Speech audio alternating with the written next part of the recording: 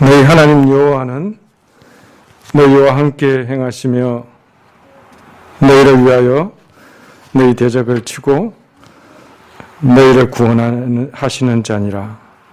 아멘. 하나님, 우리와 함께 하시는 하나님, 오늘 이 예배의 자리로 우리를 이끄신 하나님께 감사와 찬송을 올려드립니다. 세상의 종되었던 우리를 참 자유자로 이끄신 하나님, 어두운 가운데 있던 우리를 빛 가운데로 인도하신 하나님, 이 구원이 얼마나 귀하고 값진 것인지 우리로 깨달아 알게 하여 주옵소서. 이 구원의 은혜가 얼마나 큰지를 우리로 알게 하여 주옵소서. 우리가 참으로 깨달아 알 수 있도록 우리의 눈과 우리의 머리와 우리의 가슴을 열어 주옵소서. 우리는 알지 못하였지만 바다를 갈라 우리를 많은 위험에서 건너게 하신 하나님,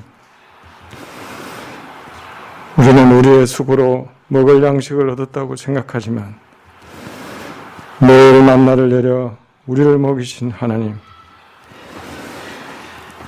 우리는 우리의 노력으로 이 땅을 살고 있다고 생각하지만 이 땅에 거하는 동안 우리의 의복이 헤어지지 않도록 하신 하나님, 부지런히 베푸시는 하나님의 은혜를 하나님 우리로 깨달아 알게 하여 주옵소서. 우리가 매일매일 살아가는 이 일상이, 당연하게 여기는 이 일상이 하나님의 베푸시는 놀라운 기적인 것을 우리로 알게 하여 주옵소서. 매일매일 반복되는 우리의 삶이 하나님이 참으로 살아계신 것과 하나님이 우리의 참된 구주가 되신 것과 우리가 하나님의 택한 자녀인 것을 깨닫는 통로가 되게 하여 주옵소서. 그래 매일 부딪히는 일상 속에서 하나님을 참으로 사랑하며 이웃에게 사랑을 베푸는 법을 배우게 하여 주옵소서. 하나님, 코로나로 인하여 함께 모여 우리 모든 교회들이 교제를 나누지 못한 지가 참으로 오래되었습니다. 우리에게 하나님의 마음과 지혜를 주사 이 어려운 상황 가운데서도 성령의 코이노니아가 풍성하게 하여 주옵소서. 하나님, 결혼을 앞둔 우리 청년들을 위해 기도합니다. 변화많고 혼탁한 이 세상 가운데서 하나님께서 가정의 주인이 되어 주시고 신랑 신부가 서로를 깊이 사랑하며 하나님을 참으로 사랑하고 이웃에게 사랑을 베푸는 복된 가정이 되게 하여 주옵소서. 하나님, 질병으로 고통받는 이들을 위하여 기도합니다. 하나님, 이들의 마음이 무너져 내리지 않게 주님 붙들어 주시고 이들의 믿음이 주님 무너지지 않게 주님 붙들어 주옵소서. 하나님께서 큰 손을 펴사 이들을 치료하시고 도와주옵소서. 오늘 시험을 준비하는 이들에게 하나님께서 함께하여 주시고 끝까지 최선을 다하여 준비하고 또 좋은 결실을 얻을 수 있도록 하나님 은혜를 베풀어 주옵소서. 특별히 코로나 상황 가운데 홀로 가는 하나님 이들에게 하나님 찾아가 주시고 하나님과의 깊은 교제와 사귐으로 이 어려움을, 외로움을 이길 수 있도록 하나님의 특별하시는 종을 허락하여 주옵소서. 하나님, 오늘 예배 가운데 우리에게 하늘의 말씀을 허락하여 주시고 하나님께 드리는 찬양과 예물을 받아 주옵소서. 세상 끝날까지 우리와 항상 함께 계시는 예수 그리스도 이름으로 기도합니다. 아멘.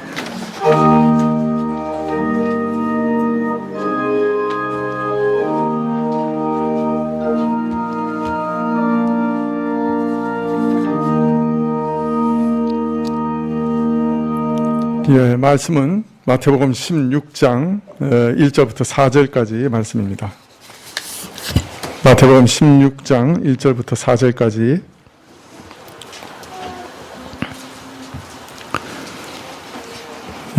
신약 26쪽인데요. 마태복음 16장 1절부터 4절까지 찾으신 줄 알고 봉독해 드리겠습니다. 16장 1절부터입니다. 바리새인과 사두개인들이 와서 예수를 시험하여 하늘로서 오는 표적 보이기를 청하니 예수께서 대답하여 가라사대 너희가 저녁에 하늘이 붉으면 날이 좋겠다 하고 아침에 하늘이 붉고 흐리면 오늘은 날이 굳겠다 하나니 너희가 천기는 분별할 줄 알면서 시대의 표적은 분별할 수 없느냐. 악하고 음란한 세대가 표적을 구하나 요나의 표적밖에 보여줄 표적이 없느니라 하시고 저희를 떠나 가시니라. 아멘.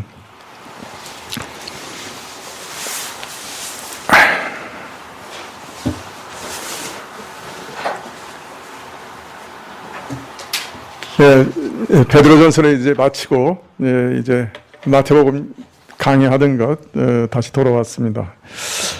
사실 마태복음 뭐 성경도 마찬가지지만 어디 하나 중요하지 않은 말씀이 없습니다. 그러나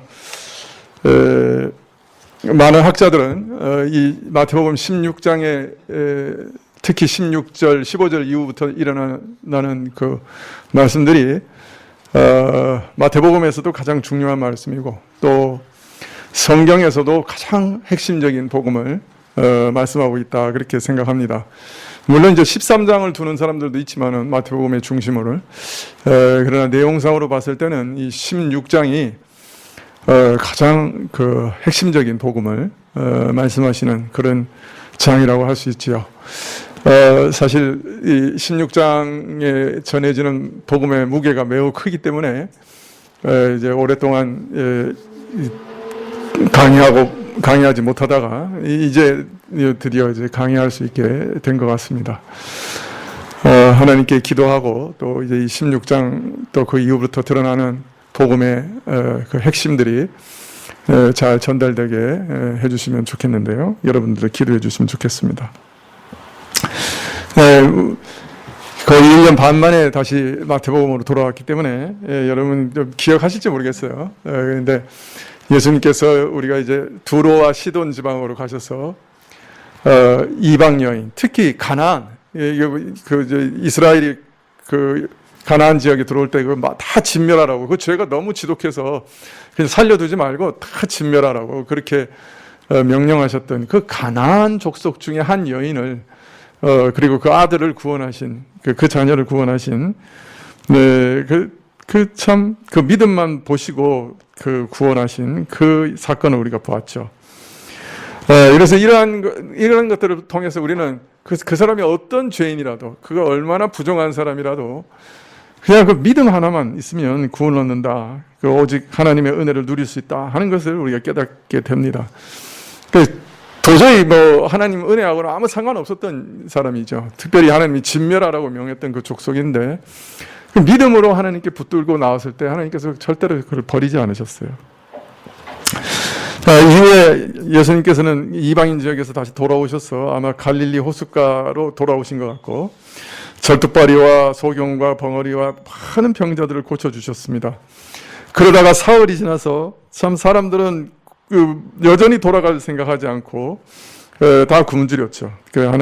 예수님께서 깊은 긍휼로 굶주린 것을 염려하셔서 다시 떡 7개와 생선 2마리로 4,000명이 넘는 사람들을 배불리 먹이셨지요. 저들을 흩어보내신 후에 이제 갈릴리 마가단 지경으로 다시 돌아온 일까지 우리가 지난번에 읽었는데요. 오늘 말씀은 이 마가단 지경으로 들어오신 예수님을 바리새인과 사두개인들이 함께 찾아와서 시험한 일을 기록하고 있습니다. 1절에 보면 바리새인과 사두개인들이 와서 예수님을 시험하여 하늘로서 오는 표적 보이기를 청했다 이렇게 얘기하고 있습니다. 이전에도 이 바리새인들은 와서 이렇게 표적 보여주기를 요청한 적이 있었어요. 근데 오늘 보면 좀 특이한 것은 바리새인과 사두개인들이 함께 왔다는 것입니다. 함께 와서 표적을 요청했습니다. 이게 참 매우 의미심장한 일이에요. 특별히 오늘 말씀해 보면 바리새인과 사두개인들을 한 정관사로 묶어서 표현하고 있어요. 따라서 이들은 의견을 일치했고 마치 한 당파처럼 행동하고 있다는 것을 의미합니다. 즉 이들은 예수님을 대적하고 시험하는 일이 있어서 이제 온전히 하나가 된 거예요. 우리가 잘 아는 것처럼 이 바리새파하고 사두개파는 서로 격렬하게 대립하는 두 당파였죠. 당시 바리새인들은 조상들의 유전을 포함해서 광범한 신앙 전통을 다 받아들이고 어떻게든 자신들을 이 속된 것에서부터 세속에서부터 구별해서 경건하게 살고자 노력한 자들이었습니다. 막 일주일에 이틀씩 금식하기도 하고 소득의 11조를 꼬박꼬박 바치고 아주 그 참 굉장히 경건하게 살려고 노력했던 것 같아요. 반면에 이 사두개인들은 정반대였어요. 모세 율법만을 딱 받아들이고 내세와 부활까지도 부인했습니다. 그러니까 이제 현세밖에 없는 거죠. 매우 그래서 세속적이고 현세적인 삶을 살았어요. 근데 이들은 당시에 산헤드린, 즉 이스라엘을 지배하는 그 공의회의 다수를 차지하고 있었고, 특별히 그 제사장들 계급에 많이 포함되어 있었습니다. 이제 백성들을 가르치고 다스리고 하는 그런 중요한 위치에 있는 자들이 내세도 안 믿고 부활도 안 믿는 그런 불신자들이었던 거죠. 그런데 이렇게 서로 생각이 다르고 또 모든 면에서 사사건건 대립하던, 그리고 서로 격렬하게 증오하던 이런 바리새인과 사두개인들이 이 신앙 노선이 전혀 다른 이 두 당파가 예수님을 반대하는 일에는 이제 뜻을 같이 한 거예요.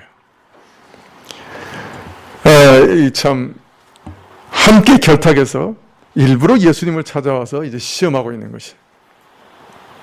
이 말은 이제 이스라엘을 다스리는 모든 지도층이 예수님을 대적하겠다고 결심하고 공통의 이익을 위해 결탁했다 하는 것을 보여주는 사건이죠. 또 당시 이스라엘을 지도하는 두 당파가 뜻을 같이 해서 예수님을 반대하고 배척하기로 결정한 만큼 이제 이 지도층만 아니라 이스라엘 전체 분위기도 이제 많이 기울어서 하나님의 구원의 방식을 싫어하고 하나님의 사랑을 배척하기로 결심했다 하는 것을 어떤 면에서는 암암리에 보여주는 사건이라고 할 수 있습니다.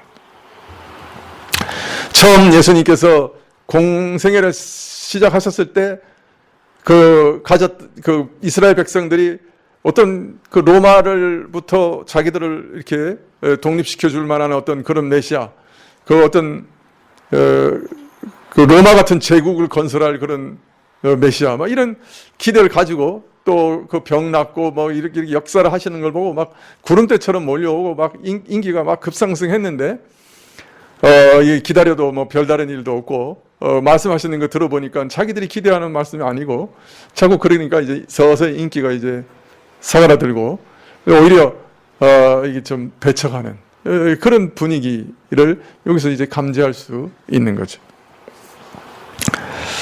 자, 저들이 함께 나와서 이제 청하기를 하늘로서부터 오는 표적을 보여달라. 즉 하늘로부터 하나님으로부터 오는 표적을 보여달라. 하나님이 친히 하셨다고 하는 그럴 만한 표적. 누구도 부인할 수 없고 이거는 정말 하나님이 하신 거야 라고 인정할 수 있는 그런 증거를 보여달라 이렇게 요구했어요. 아마 저들이 이런 요구를 할 때는 모세가 하늘에서 만나를 내렸던 그런 일들, 또 여호수아가 해와 달이 하늘에서 멈췄던 그런 일들을 아마 염두에 두고 요구하고 있는지도 모르겠습니다. 그런데 저들이 표적을 요구한 까닭에 대해 말하기를 저희가 예수님을 시험하기 위해서다. 즉 유혹해서 넘어뜨리기 위해서 이런 표적을 구했다. 그런 뜻이죠. 그러니까 이 사람들은 지금 뭔가 이게 진짜 예수님이 메시아 맞아? 아니야. 이거 우리가 확인을 해야 좀 믿을 수라도 있을 건데 이런 생각이 아니었다는 거예요. 완전히 저 사람은 아닌데 이제 그거를 어떻게 하면 들춰낼까? 우리가 정말 이게 뭐 이렇게 저가 도저히 할 수 없는 그런 표적들을 요구해서 저를 시험해서 넘어뜨리자. 이제 이런 생각으로 예수님을 넘어뜨리기 위해서 지금 표적을 요구하고 있는 것이죠. 이미 저들은 믿지 않겠다고 결심하고 온 거예요. 예수 그리스도는 이미 틀린 자다. 저는 이단이다. 저는 하나님을 모독하는 자다. 이미 결정한 거예요. 그래서 이제 그 정체를 이런 방식으로 폭로하겠다. 이렇게 생각하고 온 것이죠. 저는 하늘에서 온 자가 아니기 때문에 하늘에서 온 표적을 행할 수 없을 거야. 이렇게 생각하고 온 거예요.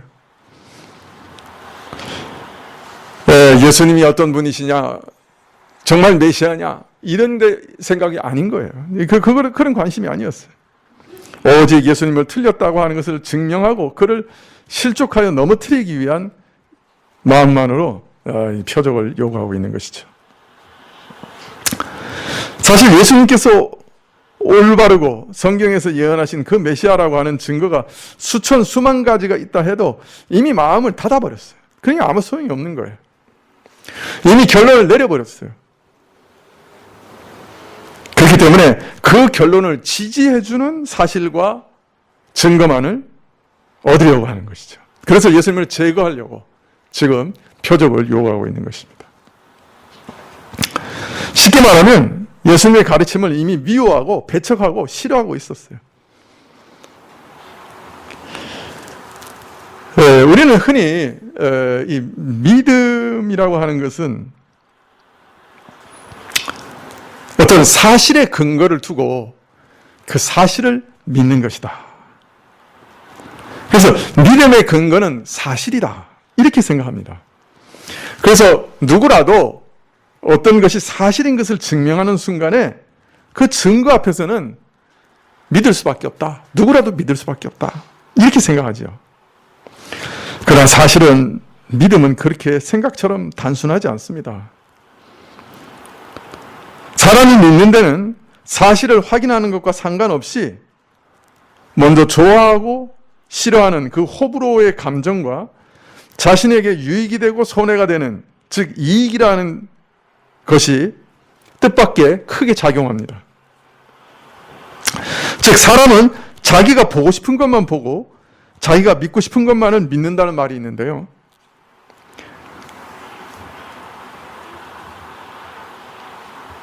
아마 그 말이 크게 틀리지 않을 것입니다. 우리는 주변에 자기 마음이 움직이면, 자기가 좋아하기만 하면 어떤 확실한 증거가 없어도 쫓아가는 일들을 많이 봅니다. 예를 들면 여러분 뭐 잘 그런 거 안 보시겠지만 증권가에 찌라시라고 하는 게 있대요. 그게 이제 세상의 각양 소식을 이렇게 막 조합해가지고 신문에 나오기 전에 이제 막 배포하는 거죠. 그걸 이제 돈 주고 사는 사람들도 있다 그러는데, 근데 그 중에는 아주 가당치도 않는 소문들이 이제 많이 있는 거죠. 김정은이가 죽었다고 하는 그 소식은 찌라시에 아마 수십 번 나온 것 같아요. 근데 아직 안 죽었죠. 그런 이제 찌라시에 참 그 근거 없는 그런 소문들이 많이 이제 아침에 이렇게 막 생성돼가지고 증권가에 나오는 거예요. 근데 문제는 사람들이 그것을 사실을 확인하느냐? 아니에요. 그냥 허황된 소문이 자기 마음에 들면 그 따라가는 거예요. 사실을 확인하기 때문에 돈을 쏟아붓느냐? 아니에요. 믿고 싶으니까 그냥 믿고 돈을 갖다 버리는 거죠.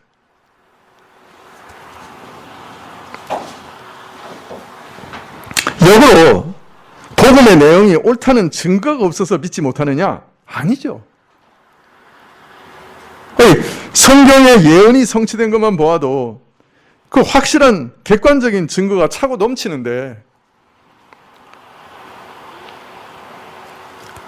믿는 사람들이 이 땅에서 이루어놓은 아름다운 열매들을 보면 이 2000년 역사 가운데 인류 역사를 얼마나 크게 변화시켰는가, 뭐 증거들이 차고 넘치죠. 그런데 마음에 어떤 이유로 호불호가 이미 정해져 있기 때문에 아무리 확실한 증거를 보여줘도 절대 마음이 움직이지 않는 거예요. 내 이익이 관여됐거나, 내게 기분이 나쁘다거나, 내 마음대로 하지 못하게 한다든가, 내가 원하는 것을 막는다든가, 무언가 이유가 있어서 일부러 배척하는 거예요. 객관적인 증거도 배척하는 거예요. 우리는 작년에 오늘 본문 바로 앞에 마태복음 15장에서 예수님께서 바리새인들의 정체를 드러내신 것을 우리가 이미 봤습니다. 그들이 그처럼 소중하게 여기는 장로들의 유전을 거짓과 위선이 가득 찬 것이요, 심지어 하나님의 계명을 범하는 것이라고 지적하신 사건을 읽었는데요. 아마 바리새인들 그런 얘기를 들으면서 그 마음이 돌아섰을 거예요. 거기서 회개하고 돌이키기보다 분노했을 거예요. 우리가 수백 년간 지켜온 장로들의 유전을 저가 뭔데 저렇게 매도하는가? 분노하고 미워해서 이제 더 이상 참지 못하겠다 결심한 거죠. 그래서 지금 바리새인들이 아마도 사두개인들까지 끌어들여서 뭔가 오늘 결단을 보자고. 내가 당신 도저히 못 믿겠으니 마지막으로 하늘에서 오는 증거를 한번 제시해봐라. 이러고 지금 달라들고 있는 것이죠. 마가복음에 보면 저들의 악한 생각을 아시는 예수님께서 깊이 염려하며 탄식하셨다, 그렇게 얘기합니다. 왜냐하면 저들은 지금 하늘로부터 오는 표적을 구하고 있지만 사실 지금 예수님께서 행하시는 모든 일들이 하늘로부터 온 표적이었어요. 하나님의 능력으로 행하신 일이었어요. 그런데 여전히 하늘로부터 온 표적을 내어놓으라고. 자, 그러니 얼마나 어이없고 기가 막힌 일입니까? 이게 탄식하실 수밖에 없었죠. 그처럼 수없이 행해온 표적들, 하나님께서 친히 그의 능력으로 아들을 통해 보이신 표적들을 눈으로 보고도 그 표적들 다 벼쳐가고 또 내놓으라고 하니 답답할 노릇이죠. 사실 우리도 마찬가지죠. 성경에서 그렇게 명확하게 우리 양심에 우리 자신이 누군가 하는 것을 아주 우리도 몰랐던 우리 자신의 모습을 확연하게 드러내시고, 정말 어떤 철학에서도 알려주지 않는 우리 자신의 모습을 깨닫게 하시고, 왜 인류가 이렇게 전쟁과 이 증오와 이런 미움과 이런 진흙탕 싸움 속에서 벗어나지 못하는가? 그 가장 근본적인 이유를, 왜 우리 삶이 이렇게 불행과 이렇게 서로 미워하고 증오하고 이런 참 상상도 할 수 없는 사륙과 이런 참 인류의 역사가 이렇게 비참한 역사 속에서 살게 되었는가? 그 비밀을 다 드러내시고, 또 앞으로 세계 역사가 어떻게 진행될 것까지도 알려주시고, 또 우리를 구원하시기 위해서 메시아가 오실 것을 수천 년 동안 그렇게 예언하시고, 그 성경 안에 어떤 면에서 하늘의 표적을 다 담아서, 하늘의 증거를 다 담아서 우리에게 이렇게 보여주셨는데, 우리는 지금 당장 뭐 좀 보여달라는 거예요. 지금 당장 내 눈에 뭐가 번쩍번쩍한 거 좀 보여달라. 그러면 내가 믿겠다고. 그러고 달라드는 거죠. 성경을 안 보고 깊이 생각도 안 해보고 당장 눈앞에 뭔가 번쩍거리는 거 좀 드러내면 내가 믿어주지, 이러고 있는 거예요. 그렇게 기도한 사람 우리 중에도 꽤 많을걸? 나를 포함해서. 그죠? 예수님께서 십자가에서 그렇게 참 찢기시고 피 흘리시고 못 박히시고 그 단발마적으로 고통당하시고 하나님의 심판을 다 받으셔서 그 지옥에서 내가 받아야 할 걸 다 받으셔서 그냥 그 십자가에서 고난당하시고 벌거벗긴 수치를 당하시면서 하나님께서 우리를 얼마나 사랑하시는가 하는 것을 어떻게 보여줄 수 없을 정도로 충분하고 확실하고 명확하게 보여주셨는데, 우리는 맨날 그러는 거예요. 하나님 정말 나 사랑하시는가? 하나님 사랑하신다고 하면 어떻게 이런 일들이 일어나는가? 하나님 사랑하신다고 하면 좀 내 기도하는 거 좀 들어주셔야 되는 거 아닌가? 하나님 사랑하신다고 하면 나를 사랑하신다는 증거를 좀 보이셔야 되는 거 아니야? 맨날 이러는 거예요. 아니, 예수님이 십자가 외에 더 큰 걸 더 어떻게 보여주실 수 있겠어요? 최고의 것을 이미 보여주셨는데, 안 믿고, 내놓으라는 거예요, 자꾸. 사랑의 증거를 내놓으라는 거예요. 아마 예수님께서 우리의 그런 모습을 보시고 하늘에서 깊이 탄식하고 계실지도 몰라요.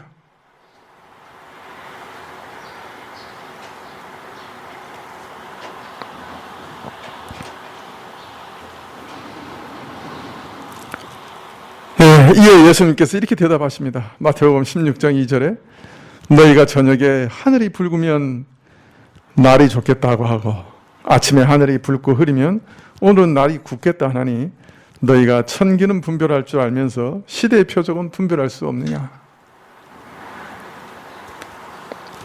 저녁에 날이 붉으면 다음날 날씨가 좋으리라.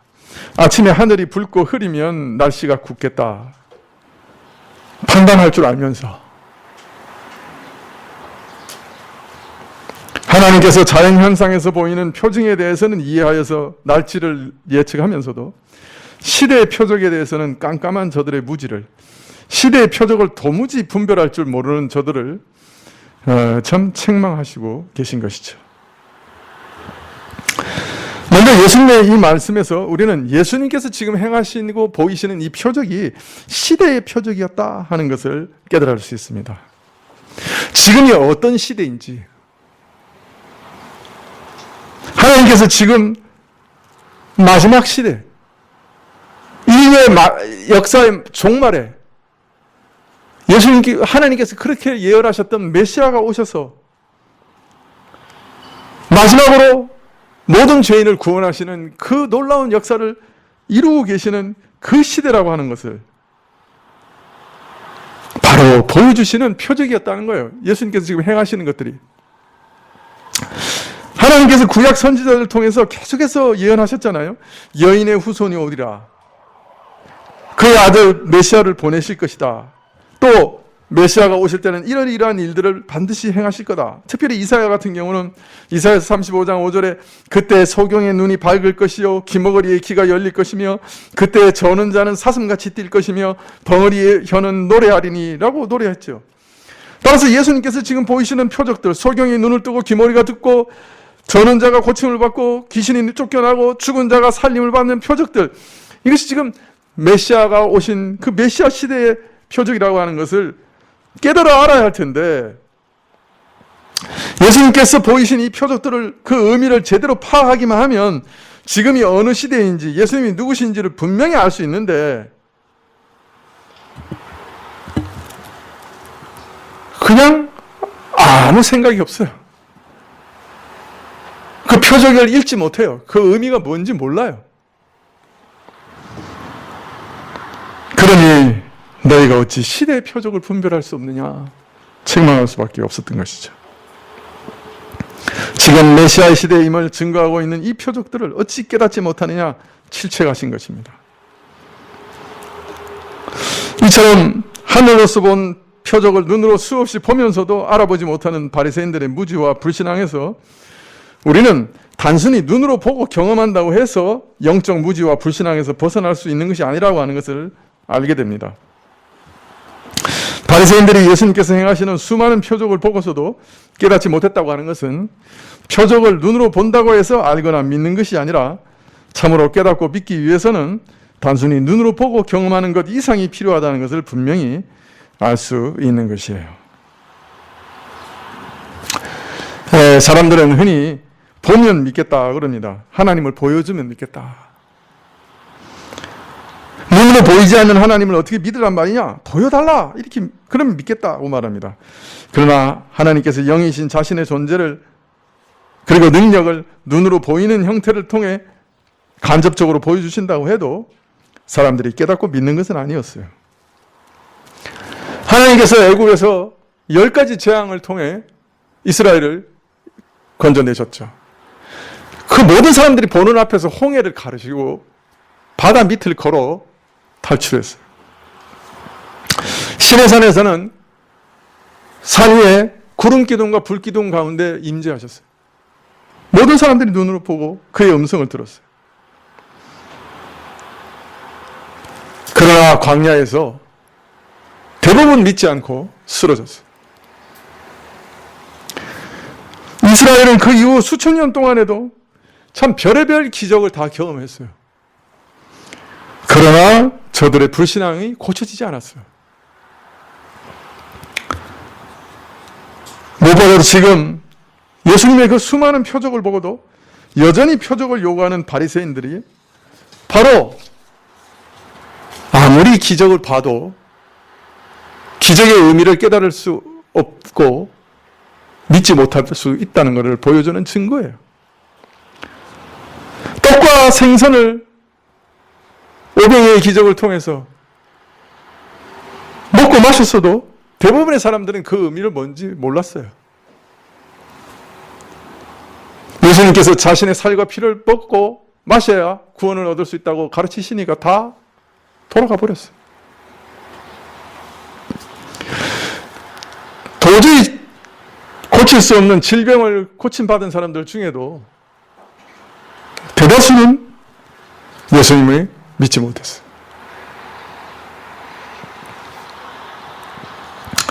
그래서 성경은 분명히 밝히기를 믿음은 오직 하나님의 선물이고 하나님의 능력으로 주어지는 것이다. 그렇게 말하는 것입니다. 사실 믿음이라고 하는 건 이렇게 대단한 것이에요. 우리가 세상에서 너무나 쉽게 이런 거 저런 거 믿고 따라다니니까 믿음이라고 하는 게 뭐 별건가? 까짓 거 한번 믿어보지. 내가 믿으면 되지 않는가? 이렇게 가볍게 생각합니다. 그러나 참된 믿음, 구원 얻는 믿음은 그렇게 쉬운 것 아니에요. 왜냐하면 우리의 무지, 우리 영적 눈을 가리고 있는 흑암 세력의 안대를 먼저 벗겨내야 되기 때문에 그래요.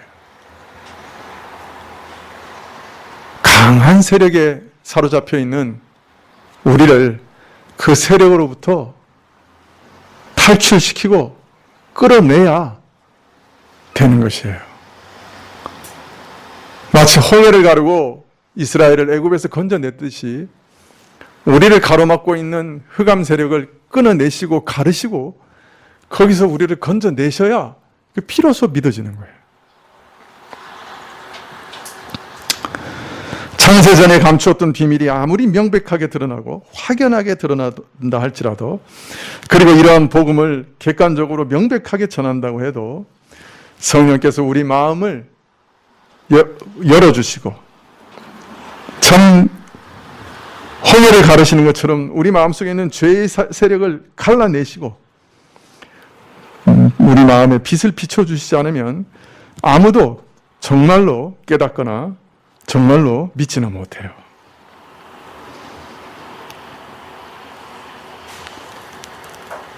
그런데 하나님께서 역사하시면 달라져요. 지금까지 수없이 또 아무 의미 없이 어떤 경우에는 마지 못해서 들어온 이 복음이 어느 날 이상하게 내 마음에 뚜렷하게 들리기 시작해요. 아, 이것은 정말 하나님의 진리의 말씀이구나.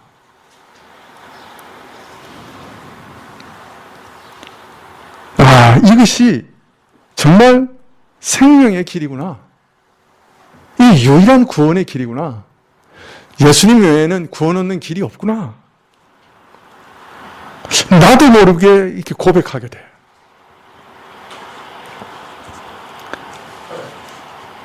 아, 예수님 정말 하나님의 아들이구나. 나를 구원하시는 메시아 구원자구나. 하나님이 보내신 분이구나. 믿어지는 역사가 있는 거예요. 어떤 사람은 처음 복음을 듣자마자 그냥 그렇게 믿어지니까 그게 너무 쉬운 거죠. 너무 쉬운 거죠. 물론 저같이 아주 오랜 시간 고민하고 분투하고 애쓰고 기도하고, 그래서 어느 순간 믿어진 사람은 아, 이게 참 그리 쉬운 일이 아니구나 하는 걸 짐작할 수 있지만은, 어릴 때부터 교회 나와서 그냥 살다가 어느 순간에 믿었는지도 몰라요. 그 어느 날 보니까 눈 떠보니까 믿고 있는 거야, 그냥. 그러니까 이게 뭐 그렇게 어려워. 이게 뭐 그렇게 큰 기적이야. 그거 뭐 다 믿는 거 아닌가? 이렇게 생각하는 거예요. 그런데 사실 우리가 예수님을 믿고 내 영혼을 겸손하게 그분에게 정말 맡길 수 있다, 부탁할 수 있다고 하는 것은 우리는 깨닫지 못하지만 상상할 수 없는 능력, 예수님을 죽음에서 부활케 하신 그 능력이 내 안에 역사해서 내 영혼을 다시 살린 거예요. 그래서 믿으신 거예요.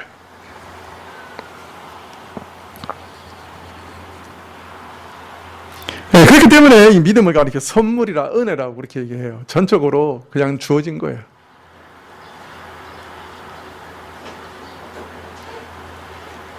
이런 것을 우리 삶 속에서 또 계속 경험하기도 해요. 예, 여러분, 우리 삶 속에서 이렇게 참 무거운 근심 때문에 저 또 앞날에 여러 가지 참 걱정 때문에 기도합니다. 하나님께 나가서 기도하고 또 기도하고. 뭐 며칠을 기도해도 뭐 그 근심이 떠나가지를 않아요. 그 무거운 짐이 마음속에 있죠. 근데 어느 날 기도하다가 그 마음속에서 아니 하나님 선하신 하나님 아니야? 그 선하신 하나님이 아무런 계획 없이 이런 일들을 허락하셨겠어? 하나님께서 해결할 방도를 가지고 계시겠지? 마치 팽팽하게 내 마음을 잡아당기면서 무겁게 확 끌어잡아 당기던 끈이 탁 끊어지는 것 같아요. 순간. 그러면서 참 평안이 찾아. 하나님이 하시겠지. 이 자녀들을 향해서 막 기도합니다. 막 근심이 돼서. 내 근심을 그냥 하나님께 막 집어 던집니다. 이게 집어 던지는데 기도하고 일어나면 다시 찾아옵니다. 집어 던지고 또 다시 찾아오고, 집어 던지고 다시 찾아오고.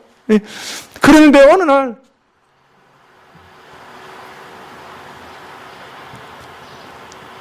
저도 하나님의 자녀 아닌가? 저도 하나님께서 어떤 계획을 갖고 계시지 않겠나? 저를 지금까지 보호해 오신 분도 하나님 아닌가? 저 아이를 통해서 수없이 많은 난관과 어려움과 함정들 속에서 보호하신 분이 하나님 아니신가? 그러면 앞으로도 보호하시겠지.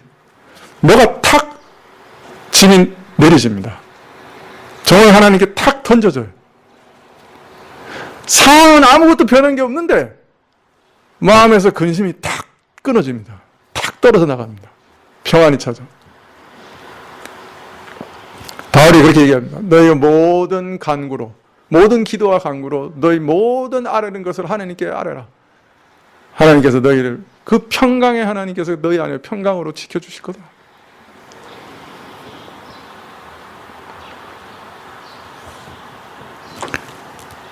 어려운 상황 속에서도 기도하다가 하나님 가장 선하신 분 아닌가?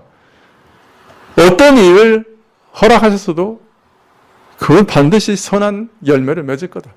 지금 내 눈에는 당장 그렇게 안 보여도 돌아보면 합력하여 반드시 선을 이룰 거다. 확신이 딱 들어요. 그러면 근심을 내려놓죠. 최고의 길을 허락하셨을 거다. 여러분, 믿음이 작동하면 우리 마음에 역사가 일어나요. 그리고 그 믿음이 작동하면 응답이 이루어지는 걸 보게 돼요. 어떤 때는 주님 내 뜻대로 하지 마시고 주의 뜻대로 하십시오.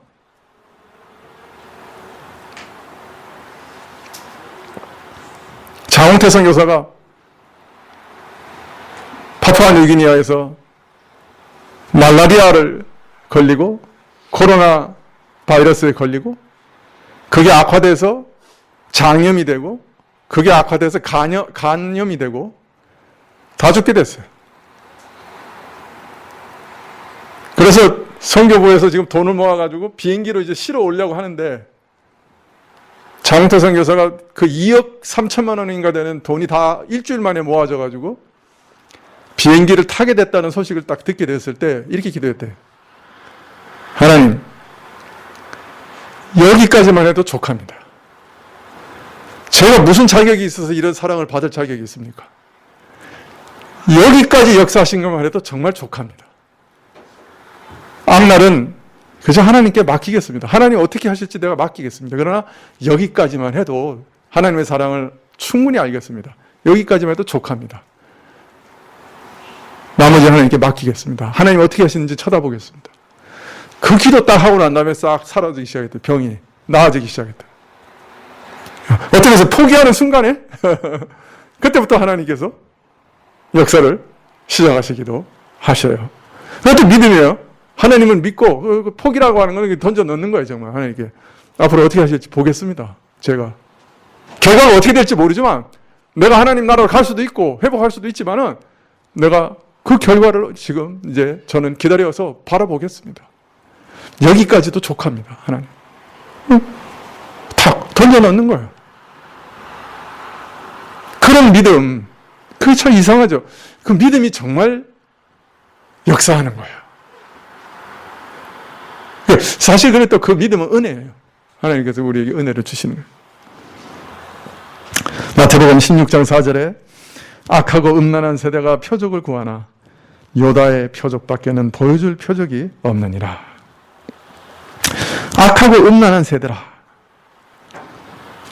이러한 저들의 자세와 태도에는 단순하게 표적을 볼 수 없는 어떤 무지함만 있는 것이 아니고 불신앙을 고집하고 진리를 거역하는 완악한 마음과 하나님을 배신하고 세상을 섬기는 음란한 마음이 개입되어 있다 하는 사실을 지적하고 계십니다.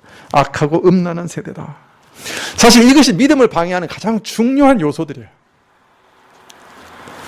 내가 세상을 사랑해요. 죄를 사랑해요. 그래서 내가 하나님 믿는 것을 거절하는 거예요. 아무리 증거가 많아도 증거를 보지 않는 거예요. 그 의미를 깨달을까 봐 두려워하는 거예요. 오히려 내가 이거 빼앗길까 봐. 내가 하고 싶은데, 죄 짓고 싶은데, 이 세상에서 취해서 살고 싶은데, 이 세상에서 음란하게 세상과 참 짝하면서 내 하고 싶은 거 다 하고 살고 싶은데 마음껏 미워하고 마음껏 욕하고 마음껏 죽이고 마음껏 음란하고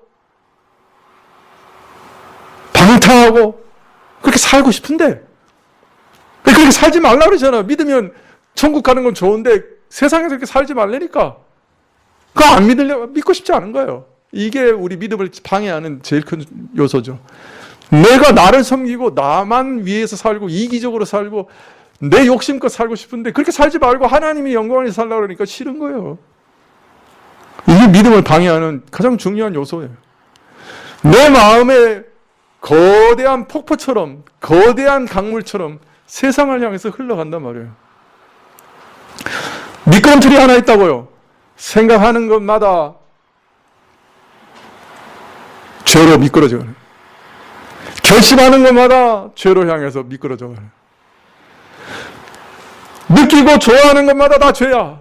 미끄럼틀이에요. 죄로. 그걸 이제 신학적으로는 경향성이라. 예, 죄로 향해서 미끄러지는 거예요. 악하고 음란한 세대. 늘 죄로 미끄럼 타고 내려가는 세대. 여러분, 믿음이라는 것은 어떤 면에서는 이것을 거스르는 거예요. 연어가 이 폭포를 뛰어넘어 올라가는 것처럼 이 거대한 세력을 뛰어넘는 능력이 믿음이에요. 이게 주어져야 내 속에서 거대하게 흘러가는 죄를 뛰어넘고 주를 향해 갈 수 있는 거예요.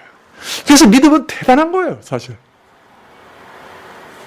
이 경향성을 뒤집는 거예요, 사실. 이 물줄기를 정반대 방향으로 돌리는 거예요. 어마어마한 능력이에요. 우주적인 능력이에요. 그래서 참 믿음을 가진 사람들 안에는 전쟁이 일어나게 돼 있어요. 옛날 습관대로 음란하고 더럽고 악한 쪽으로 자꾸 흘러가는 마음과 이렇게 살면 죽지 안 돼. 이건 하나님을 모독하는 거야. 하나님을 마음 상하게 하는 거야. 안 돼.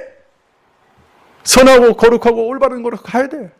하는 두 싸움이 어마어마하게 일어나는 거예요. 왜냐하면 아직 우리 옛사람의 세력이 남아있고 그런데 거기 믿음으로 성령의 능력으로 새 생명의 능력이 주어졌기 때문에 세상 사람들이 그냥 약간 양심의 가책을 받는 이 정도가 아니에요. 정말 미치고 팔짝 뛸 정도로 강한 충돌이 일어나는 거예요. 얼마나 죄를 짓고 싶은지요. 예전에는 그냥 죄를 시키는 대로 그냥 아무 반대 없이 죄를 그냥 행했기 때문에 죄를 짓고 싶다 그러면 그냥 죄 지은 거예요. 그러나 지금은 죄를 짓고 싶다 그러면 안 돼라고 막아서니까 이게 점점 그 뭐 살 굶은 사람이 떡 찾는 것처럼 죄를 찾는 거예요. 그냥 와 하고 싶은 거예요. 하고 싶어. 근데 그게 어떤 면에서는 내게 믿음이 있다는 중요한 증거일 수 있어요. 이게 거대한 싸움이 시작되는 거예요. 이 폭포를 거슬러 올라가려니까 얼마나 힘들겠어요. 그죠? 연어가 튀어 올라가야 된다. 죄의 그 세력을 거슬러 튀어 올라가는 능력이 주어지는 거예요. 그런데 물살이 세니까 다시 거슬러 떨어지고 또 떨어지고 또 떨어지고 그러나 끝내는 그걸 뒤집어서 올라가고 그래서 죄를 하나씩 이겨나가고 그래서 위로 올라가는 거예요. 근데 물결은 계속 밑으로 흘러가는 거예요. 그러나 연어가 거슬러 올라가는 것처럼 믿음의 능력으로 뛰어오르고 또 뛰어올라 거슬러 올라가는 거예요. 이 싸움이 우리에게 있느냐 말이에요. 어떤 사람은 너무 큰 폭포가 눈앞에 있으니까 포기해. 신자인데도 나 그냥 여기서 살래. 그럼 편안하죠. 그냥 반복적으로 습관적으로 계속 죄짓죠.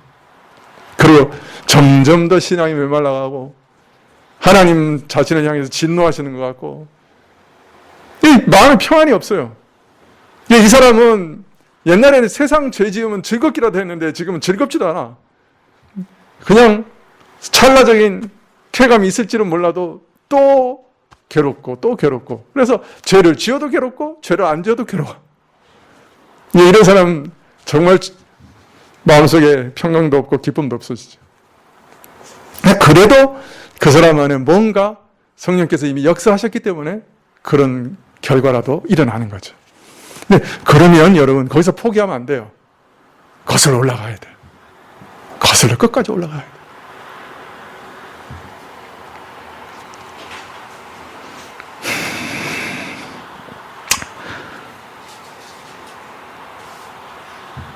이 악하고 음란한 세대를 향해서 주어질 궁극적 표적에 대해서 예수님 말씀하시기를 요나의 표적, 요나가 밤낮 사흘 동안 물고기 뱃속에서 지내다가 다시 산 것처럼 친히 십자가에서 죽으시고 사흘 만에 다시 부활하신 그 일이 최후의 궁극적인 표적이요 표적 중에 표적이 될 것이다. 이렇게 알려주셨습니다. 여러분 죽은 지 나흘이 지나 냄새나는 나사로가 예수님 말씀 한마디에 다시 살아나왔습니다. 그러나 이런 표적을 본 사람들이 다 믿었습니까? 아니요. 이 표적 때문에 오히려 예수님을 죽이자고 결의했습니다. 누가요? 바로 바리새인들과 사두개파 제사장들이었죠. 이처럼 우리 마음을 열어 믿게 하시는 그 은혜가 없으면 아무리 기가 막힌 기적 보아도 믿지 못합니다. 그렇기 때문에 어떤 의미에서는 내게서 믿지 못하는 모습, 불신앙의 모습을 보게 될 때 내가 믿어야지 억지로 믿음을 만들어낼 필요가 없어요. 아니 그런다고 해서 만들어지지도 않아요. 또 만들어내는 건 믿음도 아니에요. 다만 믿지 못하는 내 모습을 정직하게 하나님 앞에 아뢰면서 믿지 못하는 나를 불쌍히 여겨달라고 기도해야 합니다. 변화산에서 내려오신 후에 귀신 들린 아이를 고치러 온 아버지가 예수님을 만났습니다. 제자들이 그 귀신 들린 아이를 고치지 못했어요. 그래서 신앙이 다 떨어진 이 아비가 예수님께 할 수만 있으면 좀 고쳐주세요 라고 부탁을 합니다. 예수님께서 책망하시죠. 할 수 있거든이 무슨 말이냐? 믿는 자에게는 능치 못한 일이 없다. 이 말씀을 들은 아비가 이렇게 얘기합니다. 주여 믿습니다. 그렇게 외쳐놓고는 그러나 나의 믿음 없는 것을 아시니 나를 도와주십시오. 나의 믿음 없는 걸 아시니 나를 좀 도와주십시오. 이게 아마 올바른 태도일 거예요. 주여 믿습니다 라고 외쳤지만 믿음은 어떻게 내가 할 수 있는 게 아니니 하나님 내 믿지 못하는 것을 좀 도와주셔서 나를 믿게 해주십시오. 내 안에 있는 이 거센 죄의 세력에서부터 나를 건져주십시오. 기적을 일으켜 주십시오. 내 영혼을 정령 구원하시는 예수님께로 내 마음을 열고 내 영혼을 던져넣게 해주십시오. 새로운 생명의 역사가 시작되게 해주십시오. 연어가 폭포를 거슬러 올라가는 것처럼 이 세상 세력을 거슬러 올라가는 능력을 경험하게 해주십시오. 그런 증거들을, 그런 열매들을 내 삶 속에서 계속 보여주십시오. 세상과 다르게 살 수 있게 해주십시오. 내가 할 수 없사오니 믿습니다. 그러나 믿음 없는 것 아시오니 나를 도와주소서. 아마 이게 우리 신자들의 올바른 태도가 아닌가 그게 믿어집니다. 마지막까지 이 믿음의 싸움을 싸우는 게 우리입니다. 신자는 마지막까지 사실은 믿음의 싸움을 하는 거예요. 믿음 주옵소서. 이 일에 있어서 믿음 주옵소서. 이 죄를 이길 믿음을 주옵소서. 내가 이미 죄에 대해서 죽었다고 하는 그 사실을 믿는 믿음을 내게 강하게 해주십시오. 그래서 이기게 해주십시오. 내가 천국에 갈 것을 믿게 해주십시오. 그래서 이 세상 아무것도 아닌 것을 알게 해주십시오. 수천억, 수백억, 수천억, 수조 원을 가지고 있어도 주님 내가 이제 10년 남았는 살지 20년 살지 모르는데 20년 살고 그거 다 갖다 버리고 갈 건데 이것에 애착하지 않게 해주십시오. 그게 믿음이에요. 1000년 만년 가지고 살 거예요. 20년, 30년, 40년만 쓰고 버리고 갈 거라고요. 그거 뭐에 애착가질 게 있어요? 하나님께서 돈을 많이 주시더라도 치심하지 말라. 거기 마음 뺏기지 마라. 그러셨어요. 세상에 마음 뺏길 게 없어요. 하나님 세상에 마음 뺏기지 않게 해주세요. 하나님께 내 마음을 붙들게 해주세요. 건강하면 100년을 삽니까? 200년을 삽니까? 1000년을 삽니까? 거기 마음 뺏길 거 없어요. 그 염려하다가 더 병들어요. 염려하지 말고 하나님을 붙들어요. 염려를 던져 넣어요. 하나님께. 믿읍시다. 기도하시겠습니다.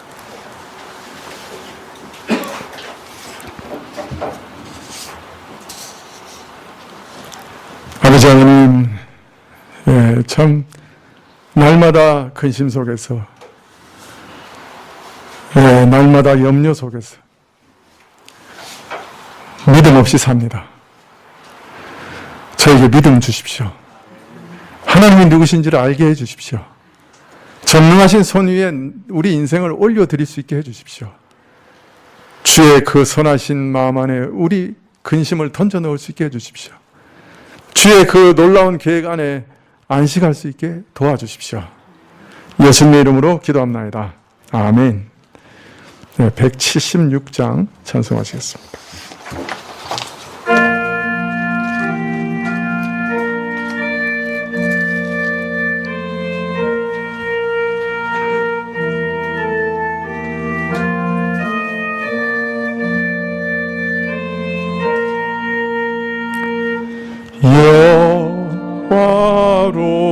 여호와로신 주 성령 나의 마음에 비추사 어둠 몰아내시고 밝게 하여 주옵소서.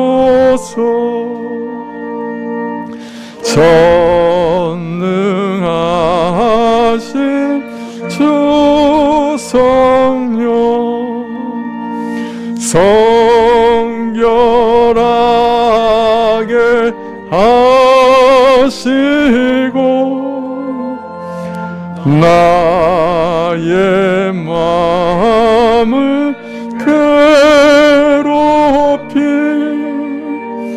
죄를 멸해 주옵소서.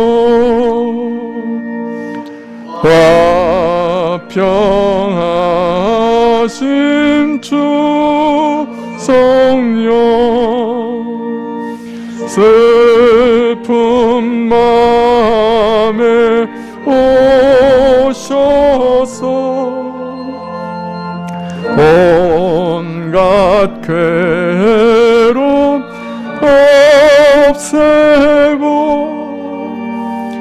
기쁜 마음을 주소서.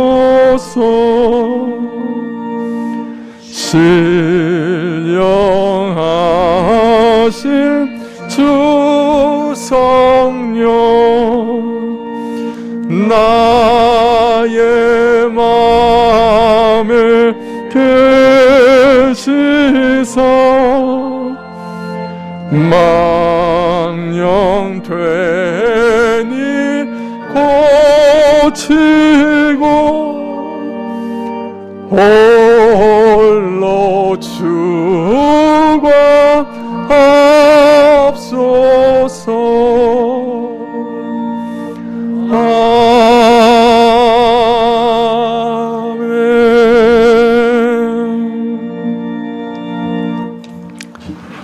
지금은 우리 주 예수 그리스도의 은혜와 하나님 아버지의 그 크신 사랑과 이 은혜와 사랑을 깨닫게 하시고 누리게 하시는 성령님의 교통하시고 역사하심이 오늘도 믿음 주시기를 구하고 또 예수님을 힘있게 믿음으로 붙잡으며 머리 숙인 주의 백성들 위에 지금부터 영원까지 함께 계실지어다. 아멘.